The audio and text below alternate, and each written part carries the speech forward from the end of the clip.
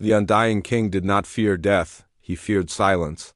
He had ruled for 57 years, long enough for entire generations to be born knowing no other crown, long enough for his name to be carved into stone so deeply that it felt older than the mountains themselves. His laws shaped rivers. His wars redrew horizons. Yet every oracle, every ash reader and bonecaster spoke the same truth when pressed hard enough. Kingdoms rot when their kings do. The king listened, he always listened. And he believed he had found the answer. To rule forever, a king must not rule alone. The prophecy did not say how only that eternity required union. So the king did what kings have always done when faced with the unknowable. He made it ritual, made it holy, made it irreversible. His bride was chosen in spring. She was 17, small-framed and sharp-eyed, the daughter of a provincial governor whose loyalty had never wavered. The priests praised her bloodline. The augurs praised the way her shadow fell at noon. No one asked her if she wished to marry a man older than her grandfather, whose hair was already silvered with the dust of tombs yet to be built. When she was told, she bowed. That was the first lesson she learned, as queen obedience is mistaken for grace. The wedding lasted 9 days. Gold banners were hung from every tower. White doves were released until the sky itself seemed consecrated. The bride wore silk layered with hammered gold, so heavy she could barely lift her arms. Her crown was thin and ceremonial, for she was not meant to rule the living. That honor belonged to the king alone. At the altar, the high priest spoke of devotion beyond breath, of love that would not end at the grave. The king's voice was steady when he swore his vows. Hers trembled, but the music was loud and no one heard it. That night the king touched her hands and said, almost kindly, "You will be remembered forever." She did not yet understand that remembrance is not mercy. The years passed. She learned the corridors of the palace, the quiet ways to make herself small. She learned that the king visited her chamber rarely, and when he did, his mind was elsewhere, on the future, on monuments, on the great stone tomb being carved beneath the capital. She was less wife than symbol, less woman than key. The priests came often. They spoke to her of preparation, of purification, of her sacred role. She fasted when told. She prayed when told.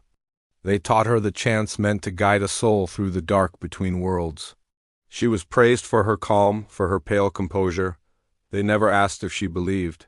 The king aged slowly, stubbornly, as if sheer will could hold decay at bay. But even will bends. When he died, the city mourned in rehearsed grief. Bells rang for a full week. Markets closed. Children were named after him. And beneath the palace, the final ritual was set in motion. The bride was dressed one last time. Gold and white again, wedding colors, funeral colors, eternity's uniform. Her hair was braided with charms meant to ward off fear. The priests anointed her lips so her words would carry through death. Someone pressed a cup into her hands and told her it would calm her heart. She asked very quietly, "When will I wake?" No one answered. The tomb was a cathedral of stone, vast and flawless, carved with scenes of the king's victories. His sarcophagus rested at its center, sealed in black marble veined with gold. Torches burned along the walls, their flames bending strangely as if the air itself resisted. The bride was led inside. She walked beside the king's body, laid out in splendor, his face serene in death in a way it had never been in life. The priests recited the final prayers. They told her she would guide him, that her love would light his path beyond the veil, that she would not be alone. The stone door began to close. Panic, when it came, was not loud. It was a tightening, a sudden understanding too large for the body to hold. She turned, took a step, then another. Her mouth opened, but the words tangled with the chants echoing off the walls. The door sealed. Darkness fell like a verdict. At first, she did as she had been taught. She sat beside the king's tomb and spoke the guiding words, her voice trembling, then cracking, then fading. She waited for a sign, for warmth, for light, for the promised crossing.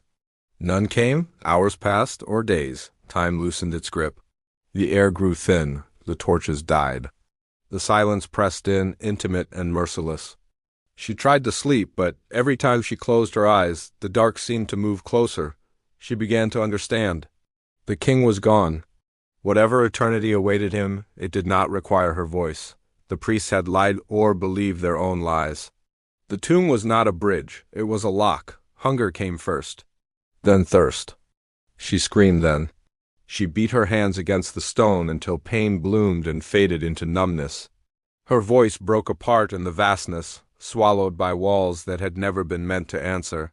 At some point she crawled away from the king's sarcophagus, not in hatred, not even in fear, in instinct. When her body finally failed, it did so facing the wall, as far from him as the tomb allowed. Her fingernails scraped at the stone long after her strength was gone. Her jaw remained open, frozen in a question that would never be answered. Centuries passed. Dynasties rose and fell. The Undying King became a legend, then a lesson, then a name scholars argued over. When the tomb was finally opened, when light spilled into that sealed darkness for the first time in generations, the explorers found exactly what they expected. The king lay undisturbed, perfect, regal, eternal, and beside him they found her. Turned away, small bones curled inward, fingertips worn to nothing, gold dulled by time, white cloth rotted into dust. Her mouth still open. No inscriptions mentioned her name. The stone had kept its promise. Death had not honored the romance.